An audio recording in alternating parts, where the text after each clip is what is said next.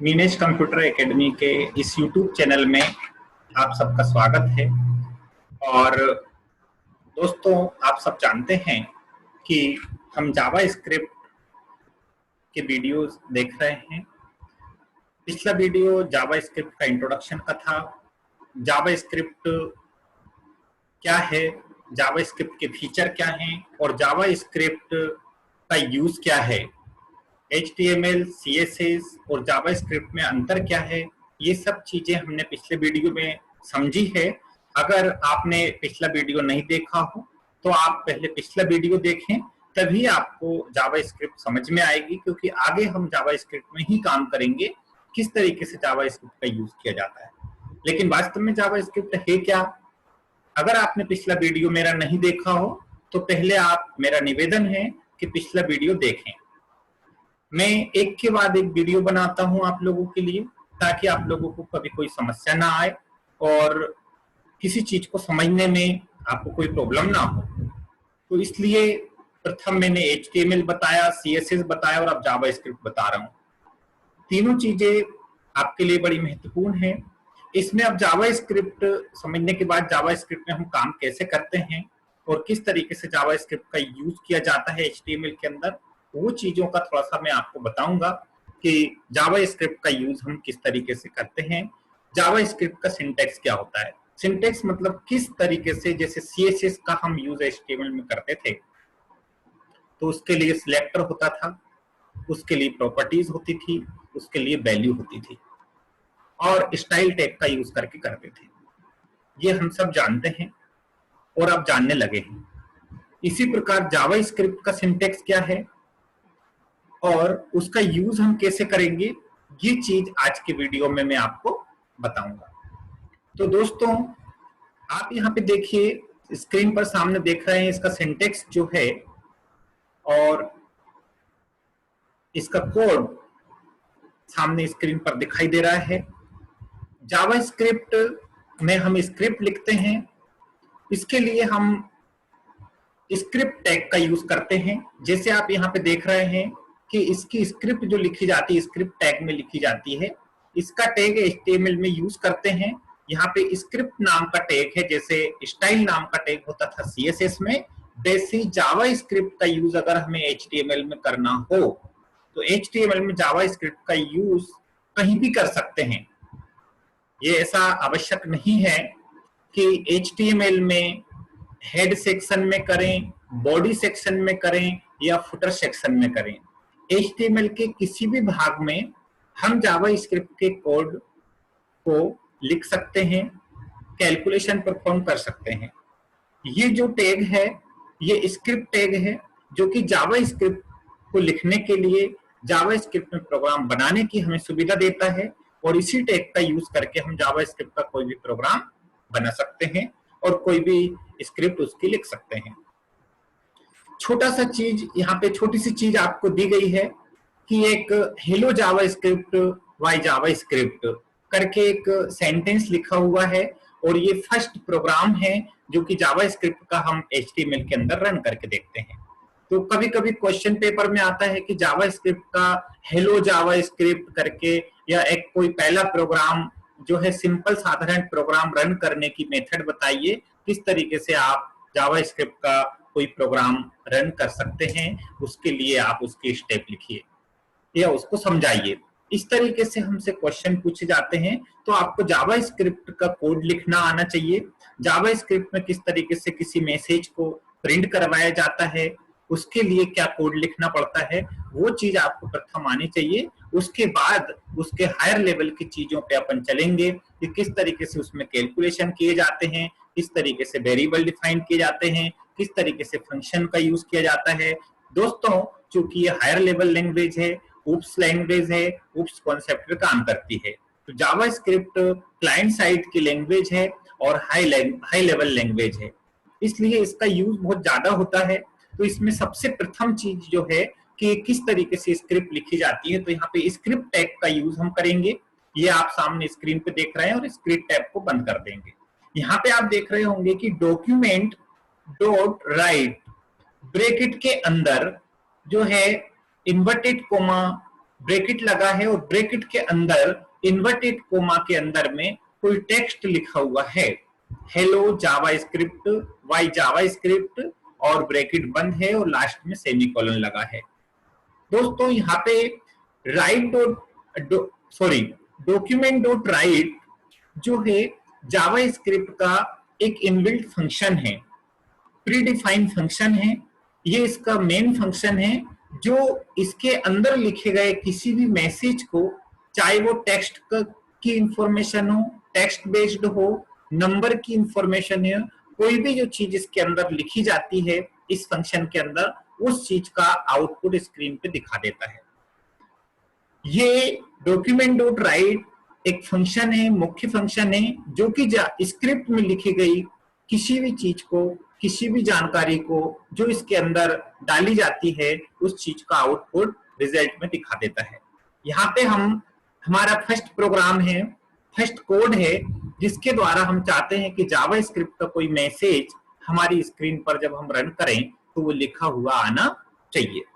तो इसके लिए जावास्क्रिप्ट में किसी भी मैसेज को प्रिंट करने के लिए हम स्क्रिप्ट टैग का यूज करते हैं और यहाँ पे डॉक्यूमेंट डॉट राइट फंक्शन लगाते हैं। ये फंक्शन हर चीज का कोई भी कैलकुलेशन जो होता है या किसी भी इंफॉर्मेशन को आप अगर स्क्रीन पर प्रिंट करवाना चाहते हैं जावास्क्रिप्ट में, तो उसके लिए डॉक्यूमेंट डॉट राइट फंक्शन का यूज किया जाएगा। ये आप ध्यान रखना, ये फंक्शन लगाया जाता है और जहां भी इन चीजों के बीच में, ये फंक्शन का मतलब यहाँ पे ये है कि जो पहले से इसके अंदर बने हुए हैं और प्रीडिफाइन है, जो इसके अंदर जो भी इंफॉर्मेशन इस बॉक्स के अंदर लिखी जाएगी इन्वर्टेड कोमा में ब्रैकेट के अंदर, उस चीज का आउटपुट स्क्रीन पर दिखाता है। तो ये जावास्क्रिप्ट का एक छोटा सा सिंपल सा कोड है दोस्तों, जो कि आप समझ पा रहे होंगे। इस चीज का प्रैक्टिकल थोड़ा सा मैं आपको करके बताता हूँ किस तरीके से ये फंक्शन काम करता है और किस तरीके से इसके कोड को हम जो है नोटपैड में लिख करके और ब्राउजर पे जावास्क्रिप्ट के इस कोड को कैसे लिखेंगे। इसके साथ के साथ मैं ये भी बताऊंगा कि मैसेज, टेक्स्ट वाला मैसेज तो आप प्रिंट करवा ही सकते हैं, प्लस डॉक्यूमेंट डॉट राइट वाला जो फंक्शन है इसमें आप वैल्यू को कैलकुलेट, नंबर डायरेक्ट प्रिंट करवा सकते हैं, वैल्यू को कैलकुलेट करके उसका आउटपुट सीधे देख सकते हैं। ठीक है ना। तो इसके लिए मैं थोड़ा सा एक एग्जाम्पल में लेके चल रहा हूँ। नोटपैड में हम करके देखते हैं जावास्क्रिप्ट के इस कोड का कैसे, इस कोड को किस तरीके से प्रिंट करवाया जाता है। इसके लिए फर्स्ट प्रोग्राम आपका ये है। इसके लिए मैं नोटपैड में आपको लेके चल रहा हूँ। ये हमारा नोटपैड खुला हुआ है और यहाँ पर मैं आपको एक छोटा सा प्रोग्राम बना के बताता हूँ। जैसे कि मैंने बताया जावास्क्रिप्ट का कोड जो होता है, स्क्रिप्ट जो हम लिखते हैं, वो जरूरी नहीं है कि हेड टैग में लिखें, बॉडी टैग में लिख सकते हैं, हेड टैग में लिख सकते हैं। यहाँ पे मैं बॉडी टैग में आपको लिख करके बताऊंगा। बॉडी टैग में हम स्क्रिप्ट टैग का यूज करेंगे बॉडी टैग के अंदर। ओके, तो स्टार्ट करते हैं। यहाँ पे मैं सबसे पहले HTML टैग लिखता हूँ। मैं HTML इन सब चीजों के लिए बहुत मुख्य चीज है, क्योंकि HTML को भी ये सपोर्ट करता है। इसके बाद यहाँ पे मैंने लिखा हेड टैग लिखा और हेड टैग के अंदर टाइटल टैग में लिख रहा हूँ माई सैंपल जावास्क्रिप्ट प्रोग्राम। ऐसा करके मैं इसका टाइटल दे देता हूँ और यहाँ पे टाइटल टैग को बंद कर देता हूँ। यहाँ पे हेड टैग को बंद कर देता हूँ और इसके बाद बॉडी टैग चालू कर लेता हूँ। बॉडी टैग ये मैंने स्टार्ट कर दिया और यहाँ पे अब मैं चाहता हूँ स्क्रिप्ट टैग लगाऊं।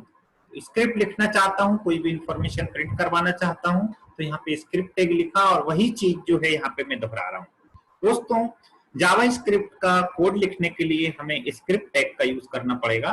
तो स्क्रिप्ट टैग का कहीं भी यूज करें, ये मैंने स्क्रिप्ट टैग स्टार्ट कर दिया है और अब यहाँ पे मैं एक फंक्शन का यूज करता हूँ जो मैंने अभी आपको बताया था, डॉक्यूमेंट डॉट राइट। तो डॉक्यूमेंट डॉट राइट और इन्वर्टेड कोमा के अंदर मैं चाहता हूं हेलो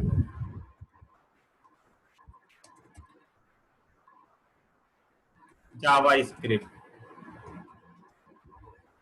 ऐसा करके मैं देना चाहता हूं और यहाँ पे मैं ब्रैकेट को बंद कर देता हूं और यहाँ पे कॉलन लगा देता हूं। ये चीज आपको सिंटेक्स पता होना चाहिए कि ब्रैकेट के बाद, दोस्तों अगर एक भी गलती हम इस स्क्रिप्ट को लगाने में या कोड लिखने में करते हैं तो आपका प्रोग्राम में जो आउटपुट दिखता है वो नहीं दिखेगा। मतलब सेमीकोलन लगाना यहाँ पे जरूरी होगा, क्योंकि ये हमारी जो एक्सप्रेशन हम लिखते हैं या सेंटेंस पूरा जो लिखते हैं, इसका स्टेटमेंट जो लिखा जाता है जावास्क्रिप्ट का, या किसी भी चीज का स्टेटमेंट जब हम टाइप करते हैं तो स्टेटमेंट पूरी होनी चाहिए, और स्टेटमेंट के जो रूल्स होते हैं उस रूल्स के अनुसार वो लिखे जाने चाहिए।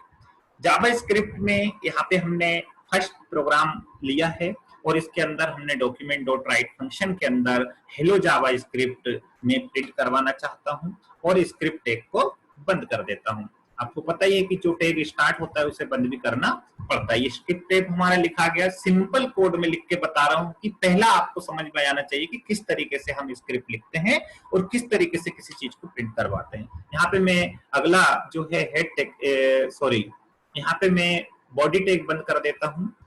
बॉडी टैग अपना बंद हो जाएगा, और उसके बाद लास्ट में HTML टैग बंद हो जाएगा। ये HTML टैग बंद हो गया, और उसके बाद इस जावा के प्रोग्राम को मैं, जो कि मेरा HTML में बना है, एक्चुअल में हम वेब पेज बना रहे हैं, तो माई जावा सैंपल ऐसा करके कर देता हूँ .html।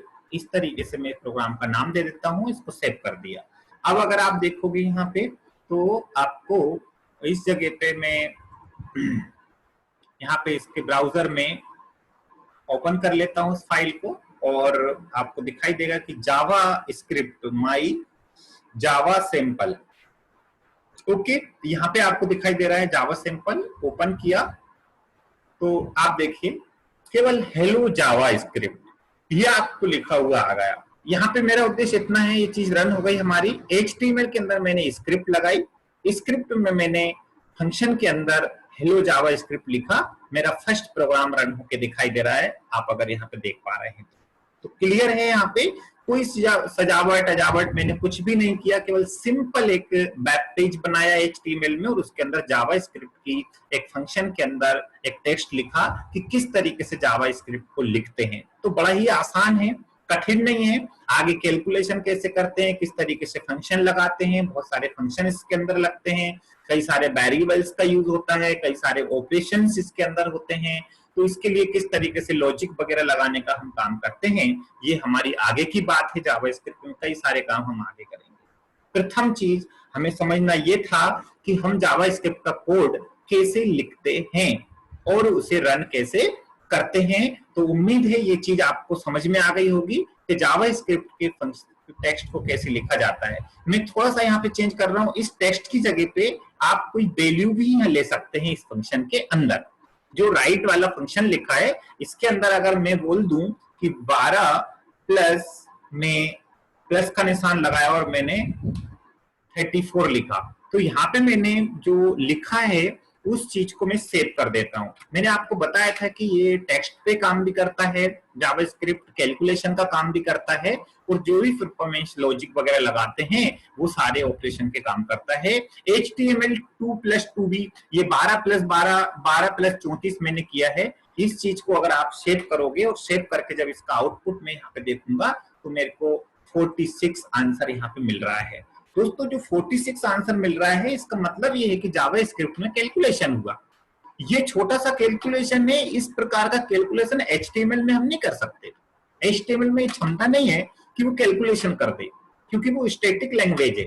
यहाँ पे हमें डायनेमिक वैल्यू दिखाई दे रही है, ये स्क्रिप्ट लैंग्वेज है जो कि आपका सीधा कैलकुलेशन करती है। तो छोटी सी चीज मैंने बारीक से बारीक चीज आपको बताई है कि यहाँ पे सीधा हमने कोड में क्या लिखा, वैल्यू लिखी, और उसका आउटपुट हमें वहां पे कैलकुलेट होके मिला। ऐसे कई प्रकार के ऑपरेशन हमारा जावास्क्रिप्ट करता है। तो उम्मीद है, भरोसा है कि आपको ये कोड जरूर समझ में आया होगा। बिल्कुल आसान है जावास्क्रिप्ट।